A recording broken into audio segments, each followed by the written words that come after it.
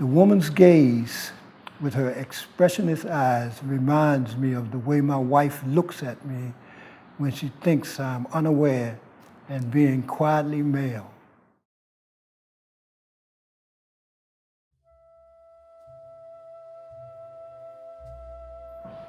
When I first saw her, she came through the grill and she was in the middle of a cluster of women. You see how diminutive she is. And I could just see the top of her head. But I zeroed in on it. I don't know what it was about that. I didn't even realize until about 6 or 7 months later that she was so short. She seemed to dominate the whole crowd of women. And she came straight to the pew I was sitting on. I knew she was gonna do that. That was in 1980. We married a year later, in 81. And I think he was wary. He had a life sentence and he was wary of getting involved with anybody. I think I had been in about 4 years on a life bit. And I wasn't that interested in relationships because I had a bit to do, and I didn't want. A long time. Yeah, I didn't feel I had the energy or the interest to involve myself in a relationship like that. I'd been involved in anti-death penalty work and some other minor prison reform work over the years, and so I'd seen an awful lot of women go in and you know, get all excited about some man inside, and I always thought, well, I will avoid that because there's too many problems with it. We knew an awful lot of people who met in prison whose relationships didn't last very long. It's not uncommon. I would say things like, well, you know, I'm not getting involved with this man. I'm not going to. But I was, in my heart, I was, absolutely.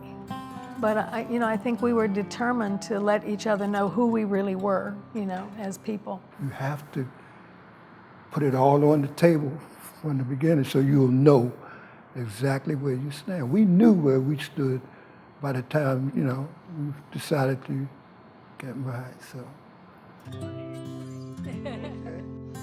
It was hard to get permission to get married inside. And so at one point we kind of gave up trying to get permission. And we had a wonderful minister that we knew out, you know, on the outside. And he said he would just come in and marry us in the visiting room just quietly.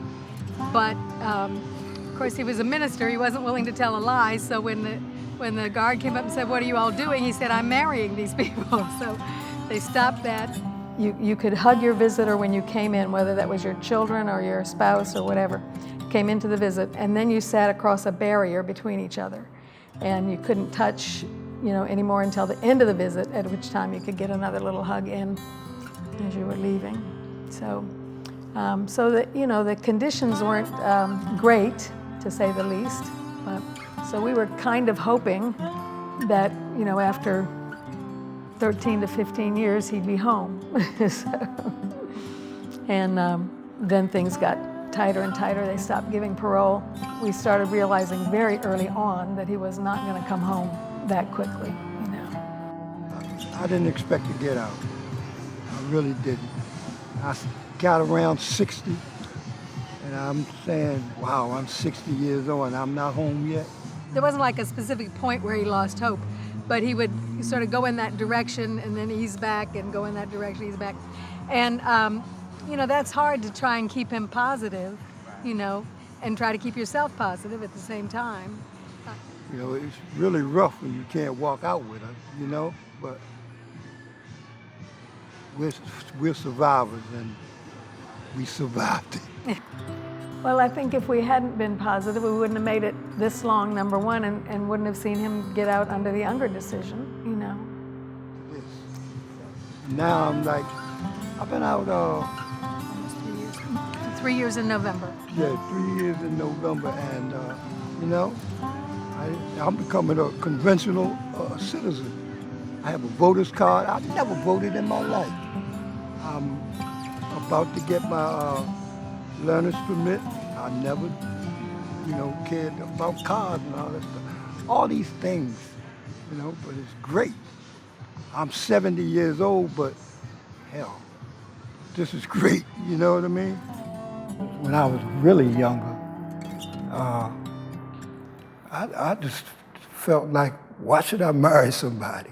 If I care about her, you know, that's it.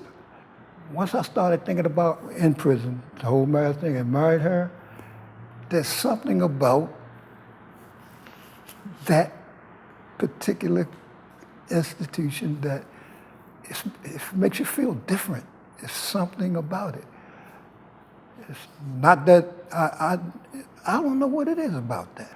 Don't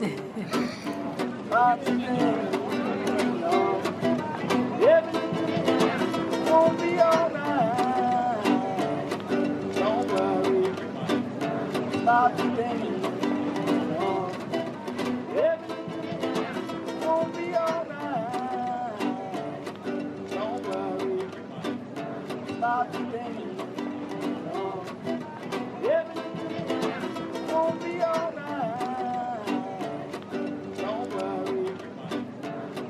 the day.